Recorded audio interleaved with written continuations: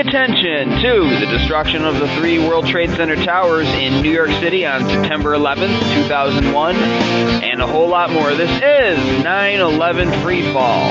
Hi everyone, this is Andy Steele, and I'm happy to be back for yet another show. Today our guest is going to be 9/11 witness David Long, who was right there on the street as the buildings were being demolished, so stay tuned for that. Now, if you just found the show and you have no idea what it's about, what we cover here at 9/11 Freefall is 9/11 Truth, 9/11 Science, and those people out there doing whatever they can to get the word out about a fact that continues to gnaw at our society's subconscious. I'm talking about the scientifically demonstrated evidence that the Twin Towers and Building 7 were brought down in a pre-planned, controlled demolition, and that people within our government and our not-so-illustrious corporate media have participated in a cover-up of this evidence. Now, when I say the government, I don't mean the people who process your Social Security check or the forest ranger at your national park. I'm talking about the charlatans at NIST who have dry-labbed their work and who have done everything they can to fit the explanation for why the Twin Towers and Building 7 fell into a predetermined box, even when reality and the laws of physics prove them wrong. Thanks to the work of countless scholars and scientists, the truth is being revealed to more and more people every day. Now, a group at the center of the 9/11 Truth movement and leading the way when it comes to the science and hard evidence, of course, is Architects and Engineers for 9/11 Truth. This is a nonprofit organization founded by architect Richard Gage, getting the word out since 2007 about what really happened to those 3 buildings. To see the evidence laid out, you do a Google search for the film Blueprint for Truth, or AE's latest 9/11 Explosive Evidence Experts Speak Out, and take a few hours to watch them. They will change the way you look at 9/11 and your world. And I guarantee you'll be inspired with a new sense of purpose, and you'll want to share the information with your friends and do whatever you can to wake America up before it's too late. If you go to ae911truth.org and click the volunteer tab on the right-hand side, you'll see there are plenty of volunteer opportunities and chances for you to make a difference in this fight. Folks, you don't want to tell future generations that you spent your life at this critical moment in U.S. history watching TV or playing video games, okay? You don't want to tell them that you were too scared or that you waved your hand and said, let somebody else do it. It's not in your nature as a human being to cower and weaken in the face of adversity. You are strong, you do have power, and when you wake up and realize that, the game is already lost for the opposition. You know what history is calling on you to do. Maybe some of you out there are smirking because you're happy with your helplessness. You know, you've taught yourself that pretending to be proud of it is a good way of shirking your responsibility. All right, but I know there's plenty more of you out there who want to do something but don't know how. AE 9/11 Truth will help you get started and will provide that structure needed to win this battle, not just for justice for the victims of 9/11, but for intellectual and personal freedom here in America and the world. Again, that's ae911truth.org. Join up and help make history for a better future. Okay, some quick 9/11 related news before we get to our guest. If you go to ae911truth.org, you'll see there's a new answer to a frequently asked question up there, up in the FAQ section of the page. This one's written by Chris Sarnes, Greg Roberts, who we had on here last week, and Richard Gage. And the FAQ is, does the NIST WTC-7 computer animation of the collapse prove that the skyscraper came down by fire? And this answer begins, no, the NIST WTC-7 computer animation of the collapse does not even closely resemble the observations and actual video footage of the destruction in 3 main ways. A scientifically valid explanation of any phenomenon must account for the key observations. Moreover, a computer simulation does not constitute an explanation. It is merely a tool for determining and visualizing what might have happened if various assumptions are true. NIST has refused to disclose the computer input of its mathematical models. This makes it impossible for anyone to check their work. And the article goes on, and I can't read the whole thing verbatim here on the show because we have a lot to cover today, but it elaborates on these 3 points here. The first point being that while NIST admits publicly that the building descended at freefall acceleration, its computer simulation is not consistent with a building that is coming down in freefall. Number 2, the NIST computer simulation does not look like the actual implosion. All right, and number 3, NIST admits that their simulation does not match the actual collapse. So the article includes diagrams and video and goes into this in greater detail. I'm going to link it up at 911freefall.com with this episode archive so you can read it there for yourself. And we also have this at AE911truth.org, written by Mike Bondi. The Canadian 9/11 Justice Petition Initiative, continuing the pursuit of a real investigation. Now, this is something our guest will talk more about himself, too, later in the show, but it chronicles how Canadian AE 9/11 Truth supporters are using the legal petition process, which grants Canadians the right to petition Parliament directly in matters that cannot be resolved any other way, to get the government there to launch their own investigation into 9/11. So I guess once a petition has been certified to be, quote-unquote, in order by the clerk of petitions and they get 25 signatures, a Parliament member has to agree to personally submit it to the clerk's desk inside Parliament. Now, they tried this in 2008, seeking a Canadian investigation of the destruction of the 3 buildings in New York, and it was thoroughly brushed aside by the Minister of Public Safety at the time. His name was Stockwell Day, and he gave this generic, weak statement in response, saying pretty much that the Canadians agreed with the U.S. government's account of what happened, and without really stating why or citing any independent research to back up his statement. Typical politically correct answer. Now, since then, a large body of new forensic evidence has emerged, and this, of course, added on to the stuff from before, too, qualified the need for a new and much more specific petition requesting a parliamentary review of 9/11, which was drawn up. Now, the new petition was certified as being in order in 2010, and there were over 1,400 signatures, and Don Davies, who was a member of Parliament there in Canada, was going to submit it, and there was enthusiasm, it seemed, on his side to do so, but then he dragged his feet, kept delaying it, and then he backed out completely.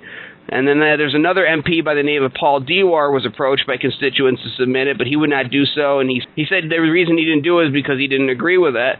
But of course, much like the congressional candidate that I spoke to during the election last year here in upstate New York, he couldn't say what specifically about the information he didn't agree with. Just more cowardly blah blah, just a way for career politicians to say he's not willing to put his neck on the line to unearth the body beneath the floorboards of America. And you can read about it in greater detail on AE911truth.org, of course, and we'll be going over it more in the show later. But it goes to show that, people in other Western countries are facing the same walls that we have here in the United States, all right? I think this is a prime example of how the borders between people in reality have less to do with geographical locations and languages they speak, but rather instead are based on what kind of heart they have. And it's funny, I feel a greater bond with people like our guest today, who is a Canadian, or with people like Tony Rook out there in the UK, who was challenging the BBC in their support of terrorism by defending the official story, or Andre Rousseau out there in France, who we had on to talk about the seismic signals from the fall of the World Trade Center towers. I feel a greater bond with these people than I do with someone like John McCain or Barack Obama, or any of these fools who claim to speak for America, for the United States of America. All right, because they don't speak for me. All right, these people don't represent me. They say this nonsense like, they say this nonsense about our president or these senators. They'll say, you disagree with him, but he's a senator or he's a president, so you need to respect him. No, I don't. I don't need to respect these people. I can't respect these people. How can anybody respect any of these people when they help cover up something as big as the death of nearly 3,000 people? They're not special. They're not unique or really all that talented or bright. They're just pretenders filling a suit and shaking hands.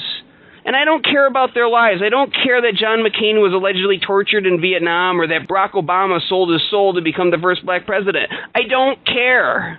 It's all irrelevant. I wouldn't care if they personally cured cancer. It would have nothing to do with the fact that almost 3,000 people died. More are dying as a result of the empire grab in the post-9/11 world. And the science proves that we were lied to about what destroyed the buildings in New York on 9/11. And those dead people are not getting their justice. Their souls are not at rest, folks. Whatever drippy story politicians sell themselves with means absolutely nothing to me. These people deserve no respect because they themselves are a joke. And deep down, they know that too.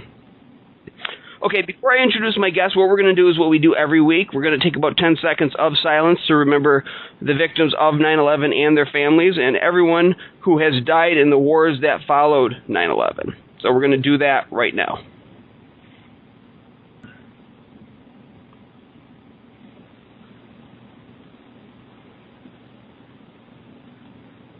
And that's 10 seconds. Okay, our guest today is David Long. He worked for Merrill Lynch and was a witness to the events in New York on September 11th. He's going to be telling more about himself and sharing his story with us today. Welcome, David, to 9/11 Freefall. Thank you. It's a pleasure being on your show, and what an amazing introduction. I'm inspired again just hearing you talk. I'm really glad to be here today. Well, we're in the process. We're in the business of waking people up and inspiring them to take action, just like you're taking action, and I appreciate that. Again, we stand with you in Canada, just like you're standing with us, and we're building a better world from it. Now, I'm going to give you the floor. Please tell our audience who may have never heard your story or heard of you, tell them in as much detail as you can about yourself and your story about that day. Starting at the beginning, I was, as you said, working in New York at Merrill Lynch. I was an IT consultant. My job is doing change management, which is when you evolve computer systems from the old type to the new type. That's basically what that is. So I was contracted at Merrill Lynch, and I've been working in New York for about a year at that point. And basically just an ordinary person, nothing special about me at all. And so on that day, I was on the subway to work. I worked at just across the World Trade Center, a place called 222 Broadway. And if for those people who know the area around the World Trade Center, there's a church just across from 222 Broadway, and then just past the church, there's One Liberty Plaza, and then the World Trade Center. So I was getting off the subway. That was on Vesey Street. What you do is you walk up Vesey towards work, and in you go. Now, on this particular day, I had to go to the World Financial Center, which is past the World Trade Center, close to the river. And so my plan was to stop for breakfast and then head on to my meeting. And so I'm there buying my breakfast, and there's this loud boom, like it went through the whole building. If you've ever heard a truck go over an empty pothole, or like an empty truck going over a pothole, it makes kind of a boom kind of sound. It was sort of like that, So, and then right after that, this guy smacks into this open door in this little cafeteria on Vesey Street that I'm in. Just runs right into it, bam, and then he is on the ground, and he gets up, he's clawing at the concrete and just running. So I'm like, okay, so something's going on here. And so I walk outside, and there's this massive hole in one of the towers. So at that point, I'm trying to figure out how I'm going to pay for my breakfast. Everybody's left. So, as we know, this was the first attack where the first tower gets hit. And so after that, I'm trying to figure out what to do next. And I'm thinking, well, this is bad, but there's nothing I can do. I should probably just maybe try and get to my meeting. I don't know. It was like 80 stories up. I mean, I would have helped if I could, but there was nothing in front of me. There was no way forward. So I went around to the next street over, and then I'm walking up, and I'm right at the corner of where City Hall is. There's a little park there. And I was going to walk across. Now, at this point, I'm like basically just one block from the other tower. And it is like way up. You have to craning your neck to see the top of this thing. And as I look at it, the whole back side of the tower just blows outwards like this wall of fire. And I can feel the heat from the from the blast. And this is like from a block away. So I'm looking up, and the explosion is going across the sky, and I'm thinking, is this glass or whatever going to land on me? And I realize I don't even have time because of where I'm standing to find out. So I just turn and run. So I'm heading up towards Chinatown now, away from the towers. And there were cops. They were running towards the buildings. These guys had guts. Holy, some people have different feelings about police officers, but when something like this is happening, like these guys, they were going to their deaths. Like I could tell, at least one of them knew he was probably going to die, and he kept going into these towers. Like I saw these guys. They probably have families. They value their lives just like us, and they were going to rescue the people in the towers. These guys just went to their deaths while we were all running away. So that was one of the most amazing things I saw. So I ran a couple blocks, so I stopped. There was some larger office buildings closer to the south end of Chinatown, which is like the next area just when you go north from the World Trade Center. And I stopped there just to catch my breath.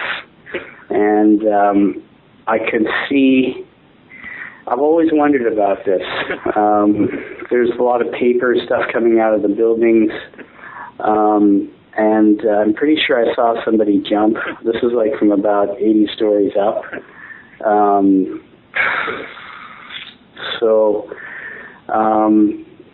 At that point, I was just thinking about, survival. I just figured that, I was in a situation where I needed to really look out for huge risk. Like, I knew I was in the middle of something that was really life-threatening. So I'm taking stock of the situation, and I'm thinking that heading for home is probably the best bet. And I'm trying to figure out how to do this. Like my usual subway stop, forget it. I wasn't going back that way. So as I'm standing there, I'm looking at one of the towers, and the most odd thing, like the top part of it just starts to turn a little bit, and I'm thinking, no way. Like the damage on the buildings was not that bad. There was like the fires were going out at this point; they were still standing, and my attitude was, okay, there's been an attack, so the top part of one of the towers just turns a little bit, and I just couldn't believe it. It didn't make any sense that the thing was going to do what it did next, and just started to twist like it was coming down. And then the whole thing started to come down, and you could hear the echoes of these detonations going off, like boom, boom, like fireworks. You could hear it echoing off of all the buildings. And then the whole thing came down. Nobody could believe it. There was this cloud that came down with the buildings, and it went all the way down Vesey Street and across the Brooklyn Bridge. I mean, I'm so glad I wasn't standing there, because I would have been in this massive dust cloud. But I never thought for a minute, and I don't think anybody that was around me, there were like probably, 100 people standing around me, none of them thought that the towers were going to collapse. So that was just weird. There was a fighter aircraft in the sky, twin engine, flying overhead. And then I started to head up towards the next bridge, which is the Manhattan Bridge. So it took me, I don't know, maybe half an hour or an hour to walk across the Manhattan Bridge, which you normally never do. One of the subways was still running, so I managed to get on that, went back to my place. On the way, there were a couple women. One of them I used to buy my lunch from, and she was with another woman who was like 9 months pregnant. Like, she was going to pop at any moment.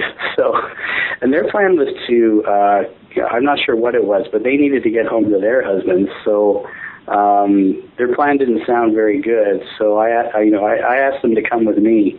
So they went with me back to my apartment in Queens, and then I put them in my car, and I drove both of them home. So I had to drive back to Long Island City, and I dropped off this other woman. Their husbands were pretty happy to see their wives. And I just, like, traffic in New York was insane. And then eventually I got home, and then I turned on the TV, and I'm like, there were aircraft. I had no idea. Everybody in New York at the time, we all thought that there were bombs in the buildings. And I never saw the collapse of Tower 7. That was happening, as I was leaving. Another tower had gone down, but I never saw that myself. So that was basically my day in New York. An interesting thing about this is a week before this happened, I was working at Merrill Lynch, and this guy had come in, and we had to stop what we were doing. And, you don't stop what you're doing on Wall Street, okay? And we all had to stop what we were doing and go to this central area, and he says, everyone listen to me. And he had this look about him don't mess with me. And so we all okay, what?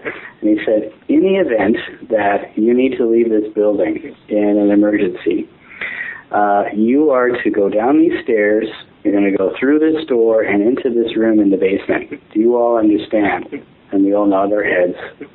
Okay, sure, you want us to go to this room in case there's an emergency. Great, thank you very much. This was a week before 9/11. I never saw this guy ever. And I'd been there for a year. Never had a drill, and no fire drill or anything like that. Before or after, just 1 week before 9/11, they had this drill. Just letting us know what to do in case we had to leave the building in an emergency. Didn't really think about that at the time, but looking back, I always thought it was kind of a strange coincidence that this guy would come and give us a drill just before 9/11 happened, just in case, So I always thought that was strange. The other thing I always thought was strange was that fighter aircraft that I saw, because this was, as the first tower went down, there was this fighter aircraft in the sky over New York. Now, they were buzzing around for, days after that, but I always wondered, at the speed at which these aircraft fly, and I mean, there's hundreds of fighters within 50 miles of New York City. Why would it take them, why would they be so late? At the speed they go, they could have intercepted these aircraft long before they ever reached the buildings by far. With the money that's spent on NORAD, defending the skies, the airspace around New York and Washington, it's the most tightly defended airspace in the world. And it bothered me for years why these aircraft were able to make it even to the towers. And I know I saw a fighter aircraft in the sky about 20 minutes after the first tower got hit. So that always bothered me. The other thing that I wanted to mention was the molten metal. Everyone could see that there were these metal, burning metal streams coming out of the buildings. Right from the moment 9/11 happened to, all the way through when the towers collapsed, you could see these streams of molten metal, like someone was doing welding or something up there. Mm-hmm. That was another thing. So there was the drill, the molten metal, the fighter aircraft, all this stuff. After 9/11, I was just thinking about it, and it was just more and more and more things just didn't seem right to me. Now, this was in 2002, 2003, 2004, and I was just at that time I really felt very alone because all the stuff that I saw in New York, it just didn't add up. The drill, the fighter aircraft. What I saw when I was there compared to what the story is when you see it on TV was just totally different. And I felt very alone in the sense that the whole world had taken on this view of what happened on 9/11. But what I saw, and I was there, it didn't make sense. It wasn't the same. But I felt very alone. And it wasn't until some research came out, and I heard about this guy, Stephen Jones.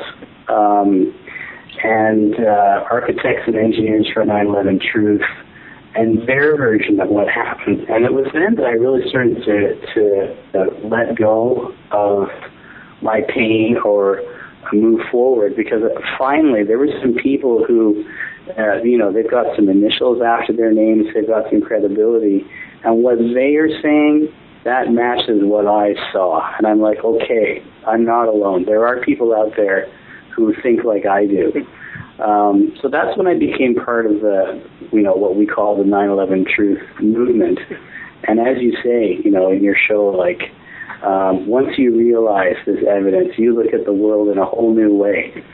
I never understood what terrorism was until 9/11. Terrorism is psychological warfare. It's when you deliberately create a violent act randomly to provoke a psychological reaction for the purposes of getting a political outcome. That's what terrorism is. And I never really understood what that meant until 9/11 and until my experience, and I could see it didn't really make sense to me until I saw the evidence from Architects and Engineers for 9/11 Truth, Stephen Jones, and then finally it clicked. And then I really saw 9/11 for what it was. Now, I just want to ask a few questions here for some clarity. You talk about the molten metal, and you said was it coming from the North Tower before the South Tower was hit, or before the molten metal was seen coming from the northeast corner of the World Trade Center number 2? So the first tower that got hit, like right from when the first impact was there was like molten metal coming out from 3 spots. Okay. And it was like one on the corner, one coming from the other side, one like slightly below, and then one above it. And the thing that really jumped out at me is the areas that the molten metal were coming out from, they weren't damaged. Like there was a big black hole, but there was molten metal coming out in other places. And so it just didn't make any sense. Now, which face of the tower was it coming from, and how far below the damages did you see this molten metal coming out? In terms of how far below, I'd say 2, maybe 3 floors. And in terms of what face, from my perspective, I was standing on Vesey Street. So as I look up Vesey Street, the tower to my left, the first tower that got hit, was the one where I saw that the 3 tails of molten metal coming out of. After this all took place, and you're talking with people, did you have other people around you saying these similar things or asking questions about that day, or questioning not even necessarily questioning the official story or saying the government did it or anything like that, but just having questions and saying something doesn't make sense here, even if they dismissed it? Did you hear these kinds of questions being asked by other witnesses just like yourself? It's interesting. We did, but we didn't really get the nature of the question. Like, for example, 3 weeks after the disaster, I'm back, and I'm in 222 Broadway just for like a few hours to pick up my stuff, and we were told that we couldn't go to a certain area because they were still putting the fires out. A guy that I knew said, how come they're still putting the fires out? It's been 3 weeks. What on earth could be down in that rubble that's still burning? And we were talking about this, and he's like, I don't know, but the firefighters are still putting the fires out. And you can't go there. And so, what we're talking about is, what was in the burning rubble. What we know now is the molten metal. At the time, both of us were just incredulous, like that there could still be anything burning after all that time, like weeks they were putting these fires out. If we'd realized it, that statement right there, that would have been cause for an investigation, a criminal investigation right there. But we didn't know. it's only through the benefit of history looking back, I'm like, whoa. I mean, that was that right there. That was that conversation right there is a piece of evidence. Even on my way into the building, that dust that Military analyzed, I walked through this dust. I had tons of it on my shoes. It was in my clothing. I never picked any of it up because I didn't realize about the microspheres that were in the dust. We only found that years later. I could have easily just picked up a jar of this stuff. I would have had it, but I didn't know. I was standing on evidence, but I didn't know it was evidence at the time. Well, most of us did, and I watched World Trade Center 7, and this is a little side story to show how people's brains work, I guess. But I watched Building 7 collapse right on TV, and I thought it was a controlled demolition, but somewhere in my mind I somehow rationalized the idea that they could actually do a controlled demolition of the building in an afternoon to control the fire. I didn't question it beyond that. I just kind of dismissed it. So a lot of us weren't really thinking rationally that day. It was a very silly society we had, and so nobody would have thought to pick up the dust or to look into this crime beyond what we were being told on television. Now, if the 9/11 Truth Movement succeeds at nothing else, at least it's made people more vigilant. So if something happens, something else like this, God forbid, people will be on top of it. So we're scaring the bad guys from doing some other kind of event because now the public is awakened. They're awakening, and you're part of that awakening, bringing this information to the masses and letting them know what you saw. And so we're telling them, they say 9/11, never forget. We're not going to forget. We're not going to forget that this was a controlled demolition and that they did it once, they can do it again. We're going to be watching. Now, I want to switch gears here to your activism. You talked about, you woke up and you started looking at the information that Stephen Jones and our architects and engineers for 9/11 Truth brings to the table, and you woke up like a lot of us did. How did you start speaking out? How did you start alerting others about this? Well, I joined a local action group, and they had a thing called the 11th of every month campaign, where you go out on the 11th of every month and you give out information and you just talk to people. I found it to be very therapeutic, and I also found that it was great for the people that I talked to. Over the course of a year and a half or 2 years, I think we handed out about 12,000 DVDs here in Ottawa. And people were like, wow, this is great. Finally someone said it. Thank you very much. This has been on my mind. It's just like funny when someone states the obvious, everyone else breathes a big sigh of relief. So it was great. It was a really good experience. That being said, after a few years, people started saying, yeah, I got a DVD, thanks. Yep, absolutely, I agree with you. 9/11 inside job. Yep, thanks, got it. So the people weren't, disagreeing with it. It was just, where do we go next? And when we, in Ottawa, we did this on Rideau Street. About 2 blocks up from Rideau Street is Parliament Hill, and it just started to get me thinking. Started me thinking that the next step is for our movement here in Ottawa to go and knock on the door of Parliament. So I started thinking about how do we do that? How do we then get the message from the people to the politicians in Canada to tell them that we as a people are at this point now where we want to talk with you. So you can actually.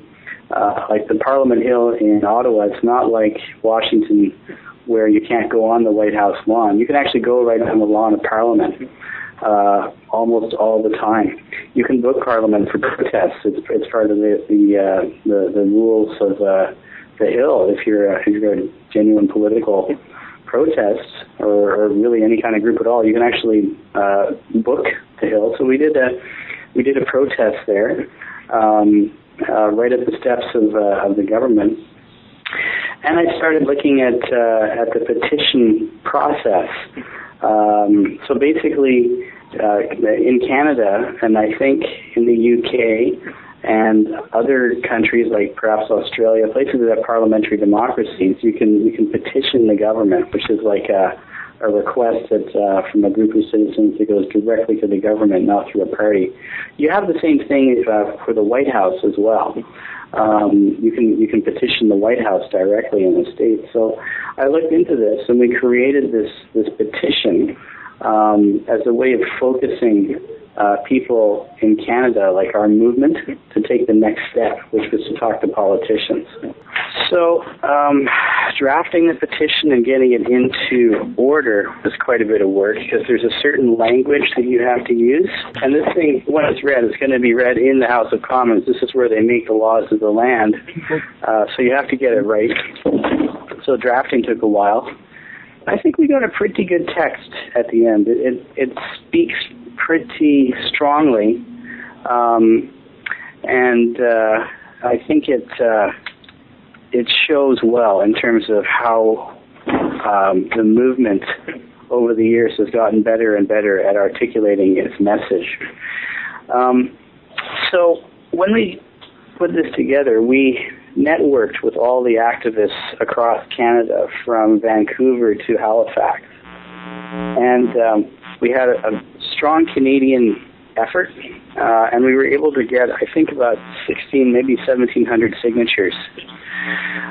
Not all of them got through for various reasons in the vetting process. So what we wound up with was about 1,400 signatures. So at that point, you then have to find a member of Parliament who will agree to present it to the government. And this is where it gets tricky, because politicians or members of Parliament are not obligated to do it. You have the right to petition Parliament, but you have to then get a member of Parliament to present it. And we nearly had it with a member of Parliament named Don Davies. For reasons that we cannot determine, must have been political, Don had decided to back out. He was initially very supportive, and he was going to do it. In his words, there are times where you have to look at the historic meaning of what you're being asked to do, and you do have to put yourself out there, and he was willing to do it. Something changed along the way, though. So the foreign affairs critic for the New Democratic Party, which is the party of the opposition in Canada, is Paul Dewar, and he's actually in my riding, which is Ottawa Centre. So we took the petition to him, and his response was not positive. That could change, but at this time he's taken on this stance where he's just said he won't do it because he doesn't agree with it. He's given us no other information other than that, and he hasn't responded. So we're continuing to campaign in his riding, and we've got a lot of support from constituents in his riding. And it's been amazing, because people have supported us now, not just because of the 9/11 issue, but because of how he's treated us. He's very dismissive, just walks away from us and treats us really, really poorly as constituents. So other voters in his riding, they've spoken out and said, things like, well, we don't really know much about this 9/11 issue, but what we do know is the way you're treating these constituents, the people that elected you, is extremely poor. So we're getting a lot of people who are dissatisfied with Paul Dewar already, are getting on board now, supporting us. And it'll be at least a year, maybe two, before the federal election. But we're working hard now to get every person on our side. And it's going to be a lot more difficult for Paul Dewar to get elected this time. With the one thing about 9/11 Truth activists is we are very well organized, and we don't back down. So we're in this contest now where we're continuing the campaign to bring pressure onto Paul Dewar and letting him know that a large group of constituents in his riding are really unhappy with him. So that's where we're sitting right now. Well, it's interesting that here in the United States, there's a common joke people make when they're frustrated with our politicians, and they say, I'm going to move to Canada, but this just illustrates that politicians are politicians no matter what country you are in, and a lot of people don't want to face this issue once they're in a position of alleged power. I don't even really believe the politicians have much power, just because what they have to promise and what they essentially sell their soul to get into get into that seat, that they're really ineffective by the time they come, unless they decide to step up. But then you have the situation like you had with Don Davies, who seemed all gung-ho and ready to go, and then suddenly his attitude changes. He wants nothing to do with it afterwards. Something happened there, and that's really creepy. Now, there was an earlier effort I read in the article by Mike Bondi, where that was dismissed by Stockwell Day, and I mentioned this earlier. And again, this is what really bothers me, is this just kind of generic statement where you just say, we agree with you with the U.S. government's explanation of what happened on 9/11, but no real reason cited, no real independent research cited.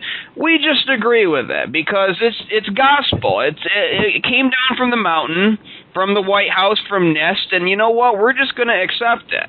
Even though Canada was involved in the war of Afghanistan, took heavy losses. Canada was affected by this event too. It has its own interest in reinvestigating this horrible event, but no, we're just going to take it as gospel without citing any reason for that, without citing any of our own evidence, and it just sickens me. And then you have this other gentleman that you mentioned. His name was Paul Dewar, saying that I don't agree with the petition. Well, what specifically don't you agree with? What specifically in the evidence don't you agree with? They can't cite that. I mean, what is your reaction when you're hearing this stuff? Are the Canadians feeling? I mean, you talk about how there's mounting pressure against Paul Dewar, but just politicians in general, do they have the same frustration that we have with our own people?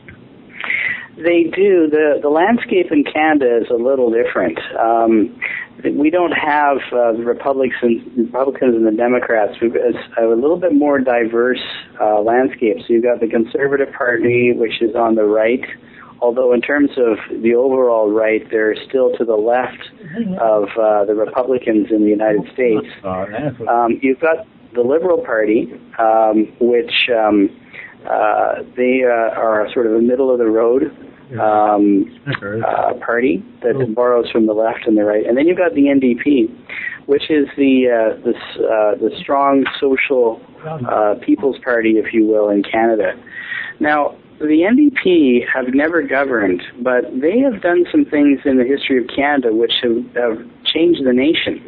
Tommy Douglas was a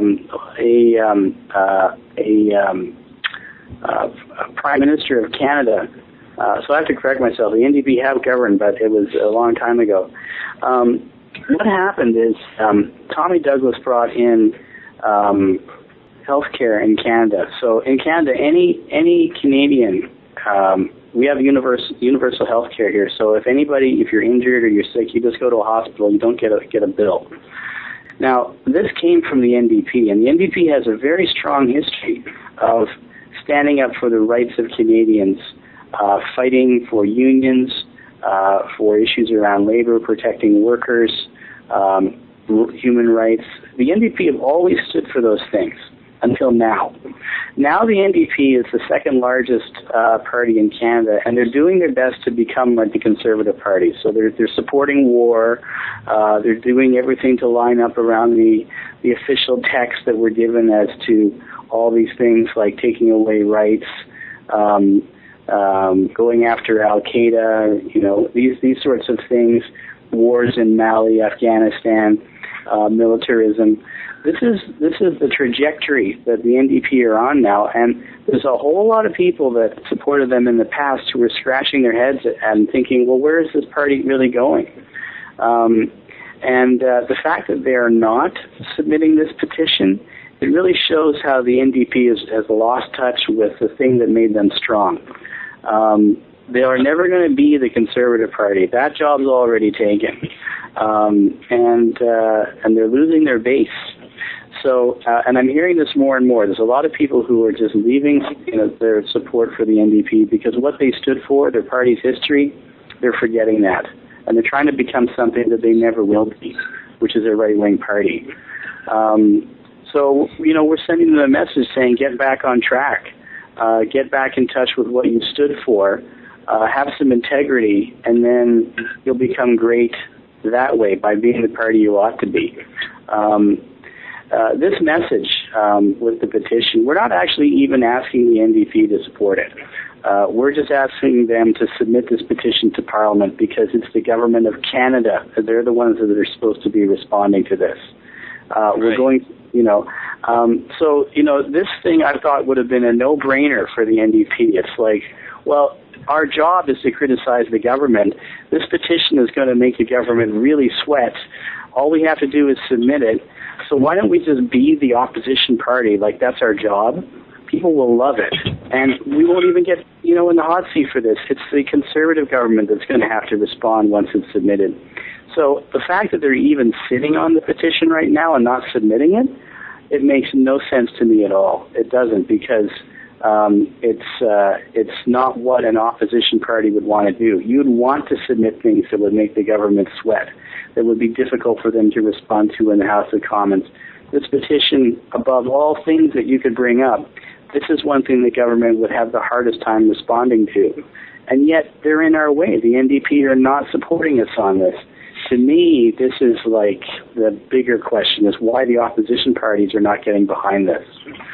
Right. And I want to ask, too, because I have my own theories and opinions on this, but I talked about this with Tony Rook when he was on. He's the guy fighting the BBC over there in England. Yeah. But 9/11, government complicity in 9/11 is an American crime, And so why would the opposition party submitting a petition, why would that make the Canadian government sweat? I just want to hear your opinion on why you think that is. The amount of trade between Canada and the United States is about $1 billion a day. Canada and the United States and in England, France, they have fought on the same side since World War II, and in some instances even before that. So there are strong strategic partnerships here, and how this is dealt with is less important than preserving those partnerships. So I think that that's the overriding concern. Now, that being said, the House has to be put in order. And I think that what the government of Canada should do is make some type of statement that indicates that they're distancing themselves from the official story on 9/11. And I think they have to work really hard with the government of the United States to get them to change their policies so that they never do that again. And one of the toughest things that they have to do for the sake of democracy as we know it is they need to bring justice to this issue. They can't ignore it. I recognize that the evidence around 9/11 is something that will make it very difficult, potentially, for the governments as they are to govern. And you do not want to jeopardize $1 billion worth of trade with your strongest military partner. I recognize that. But failure to bring justice around this issue undermines the democracy and the legal systems, which are the foundations of our very societies. So some sort of maintenance work has to be done on that part of the structure that holds our whole society together. They can't ignore this. I mean, we called it the body under the boards. They can't ignore it. So I think that, can we get as far as a Truth and Reconciliation Commission? That would be great. At the very least, there has to be a policy statement on state terrorism. One of the achievements that they could make might be to recognize that state terrorism is part of what happens in the politics of Canada and the United States and the UK. And they need to figure out a forward-looking policy where they commit to not using state terrorism anymore. Otherwise, here's the thing. If we fail to do this, we lose the moral imperative. What makes the United States a world leader? What gives them the right to dictate to countries like Iran, to China, to Russia, to other countries that are committing terrible human rights violations? The right is only there if it's a moral right. If the if the laws of the land of the United States, if the laws of the land of Canada are such that we stand up for human rights, we're against state terrorism, and we set an example, that's the only way that you can dictate to other countries. And the thing that is really going to shoot us in the foot in future wars, if they have to occur, is if other nations start to look at Canada and the United States as really no different than any other country. State terrorism, like in many forms, is happening all the time. Hitler used it. It happens in China. It happens in Iran. It happened in South Africa. It happened all through Central America and South America. It's common. The only thing that makes us different is that officially we don't do that. And we dictate to other countries that they need to pull their act together, that they need to observe human rights, and if they don't, it can go up to and including use of military force. If you don't actually represent those values, then you have no integrity, and it makes it very difficult when you go invading other countries to tell other people that they should observe international laws and these sorts of critical things relating to law, human rights. If you don't stand up for those things, then you can't dictate to anyone else. So before 9/11, we were able to do that. Since then, we've lost that. Other countries look at us now, all through the Middle East, through the entire Arab world, most of Europe. Nobody believes the American story anymore, and they've completely lost all their credibility. How can America lead nations when they are looked at as liars? That's the problem. And the only way that you're going to be able to get past that is through the truth.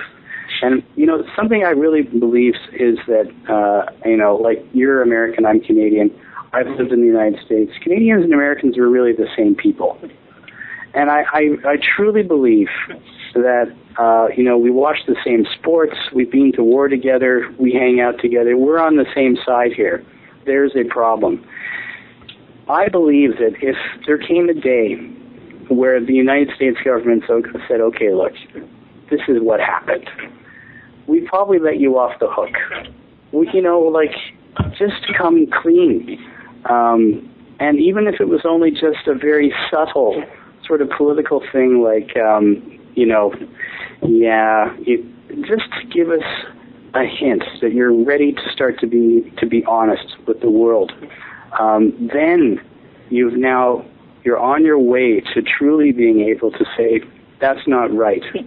This is right. This is wrong. You can start to speak to the world again. I believe that America would be well on its way to being a world leader by admitting the truth about 9/11. That could be probably the hardest thing for the United States to do. But that is the only way they will really become a leading nation in the world. It's going to be the toughest thing for you guys to do, but Canada will be right there with you. I think that we've been to war together. We're side by side here. We're not going to stop supporting you for any reason. So we need to, as two countries move forward together. That's the only way you're ever going to lead. It's when people see that the ideal that you claim you stand up for is what you actually do. And right now, the rest of the world, like the Arab world, most of Europe, they all know already that what was told on 9/11 is a lie. So you've lost all your integrity. And that's the thing that's damaging the United States the most. Right, and we talk about how we, you and me, stand together, and I mentioned in the beginning of the show how, the real national borders are among how people think. Well, the bad guys stick together too, and I think that's what you're seeing reflected here. 9/11 truth, if this was acknowledged, if this became commonly known fact, this would reverberate. It would be great for freedom around the world to bring down, and when I say bring down the U.S. government, I don't mean bring down the whole system crashing down and leaving us in ruins. I'm talking about replacing it with good people, restoring the ideals. To bring down the evil people that did this would reverberate, and it would be great for freedom, but it would be terrible for tyrants. And I don't think governments who are in bed with the United States want this precedent to be set, because then they can't get away with their own evil deeds either. And there's corruption in every single government. And what I think personally it's going to take is for people in every country around the world to run for office themselves, even if they don't think they're going to win. Imagine the nervous faces if somebody, a third-party candidate, or somebody just running independently, they got their friends together and got their names on the ballots, were up there at a debate talking about Building 7. If they just didn't even care about winning. I mean, you try to win, but it's not your career. You don't want to be build a whole career off of it. You just want the truth. Imagine how nervous it would make the system if people in Canada did this, people in the United States did this. We are going to have to replace these people that are covering this up, because they're all in bed with each other, and they aren't going to give an inch on this unless they feel threatened in some way. And that's not a call for violence. I'm talking about politically, because their biggest fear is being irrelevant. That's the ego of these people, and we need to make them, because they are irrelevant. Now, in our final minutes here, is there anything that either fellow Canadians or anybody listening, regardless of what country they're from, can do to help you guys in your efforts to get this petition through? Call Paul Dewar. He's the NDP Foreign Affairs Critic. That's his job. Any Canadian, any American, anyone, anywhere in the world. Paul Dewar has a webpage on our website. We put it there describing everything, his office details. Our website is 911justicecanada.ca. Click on the Paul Dewar webpage. It's got his phone number. Call his office and politely ask him to submit the petition. Send a fax. His email number is there, and keep doing it. Everybody should be inundating his office with this one request: Paul, please submit the petition. Send us an email when you do it. We'll follow up. That's the one thing. If people really want to make a difference, it's 10 feet for Paul to walk across the aisle and hand this petition in. We need this thing to go 10 feet, and we're going to need everybody to call Paul Dewar and ask him to go 10 feet for 9/11 Truth and hand in the petition. I like that. 10 feet for 9/11 Truth. It's catchy, and it sticks in your brain, and it's true. That's all he needs to do, and he just needs to submit it and get the will of the people heard on the floor of the Parliament there in Canada. So you heard it there, folks. Dave, we are out of time, but I want to thank you for coming on 9/11 Freefall. Thank you. It was a pleasure being on your show. I think you're doing a great show, and keep going. Keep going, man. All right, folks. Well, that is it. Remember, you can listen to us on No Lies Radio every Thursday night at 10 o'clock Eastern, 7 o'clock Pacific. This is Andy Steele saying good night, good luck, and have a great week.